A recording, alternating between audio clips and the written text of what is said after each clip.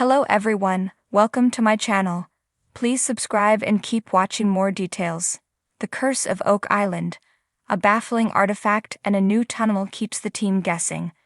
This week on The Curse of Oak Island, the team was fired up after discovering an ancient ornate artifact, and the drill team continued to locate previously unexplored tunnels in the area of the garden shaft. After an action-packed start to Season 10, the Fellowship of the Dig seemed to be playing the waiting game for much of this episode. They are waiting for the Dumas Mining Company to excavate the garden shaft, and they're waiting for the Muon technology sensors to return data so they can begin mapping under the surface of the island. In the meantime, the drill team is keeping themselves busy by attempting to track the course of a tunnel approximately 40 feet away from the garden shaft. But on last night's episode, they complicated matters by uncovering a second tunnel at a shallower elevation. Unfortunately, their progress has now been hampered by the Muon detectors that are placed in the ground not far from the garden shaft.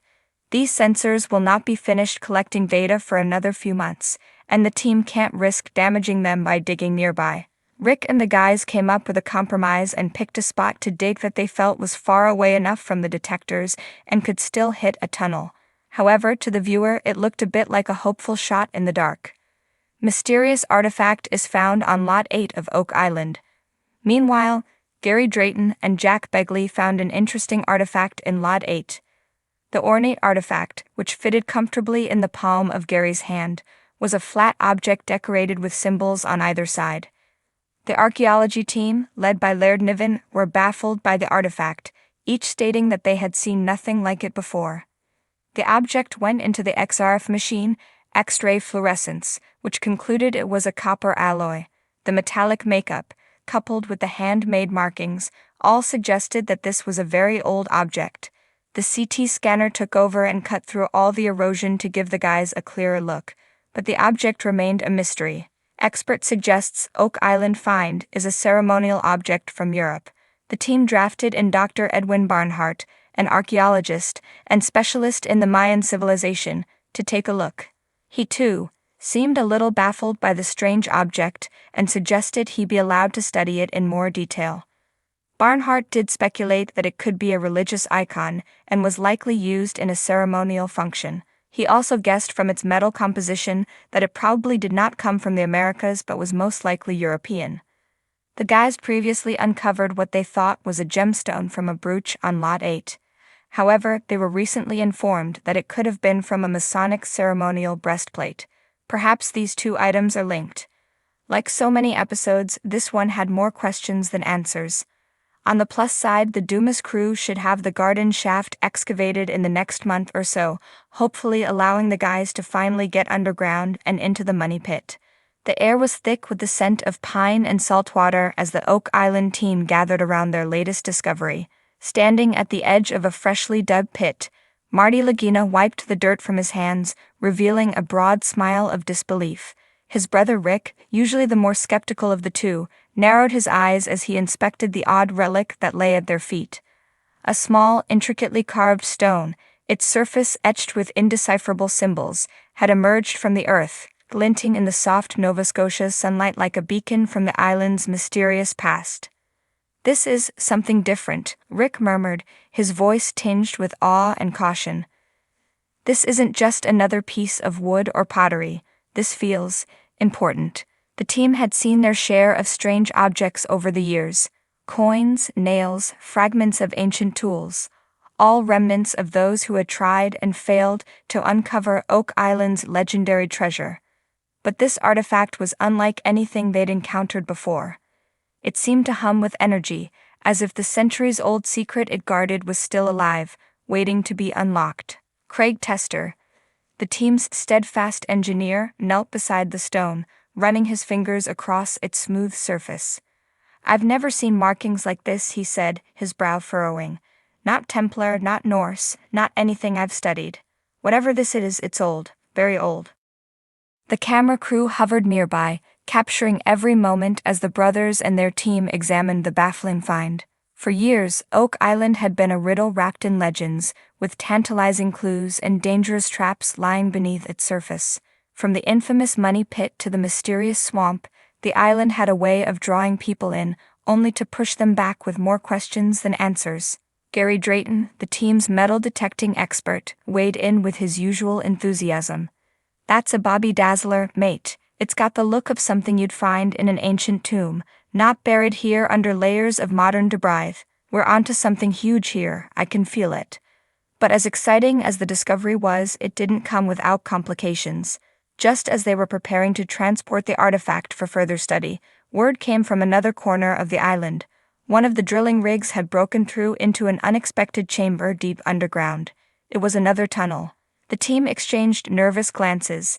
The island's network of underground tunnels and booby traps was infamous.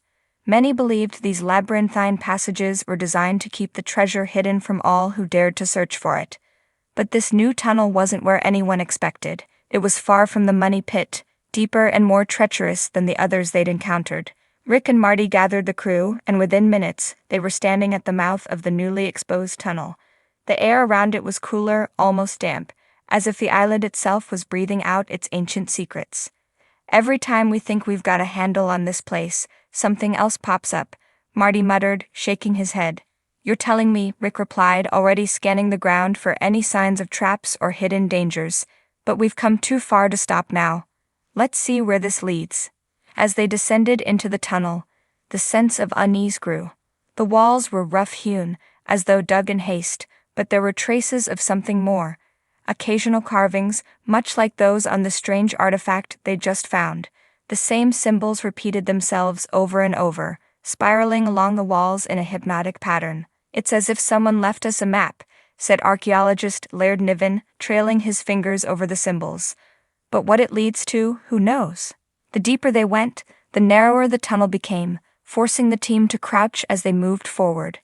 The flickering lights from their headlamps danced along the walls, casting eerie shadows. In the stillness, they could hear the faint drip of water seeping through the island's rocky terrain, a reminder that Oak Island was as much a living, changing entity as it was a historical puzzle. Just when it seemed the tunnel would close in entirely, the passage opened into a small chamber. The team paused at the entrance, their hearts pounding with anticipation.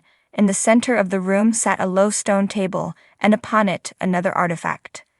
This one was larger than the first, a smooth, polished disc, its surface similarly adorned with symbols that seemed to match those on the stone they had discovered earlier. But there was something else. A subtle, almost imperceptible glow emanated from the disc, as though it were reacting to their presence.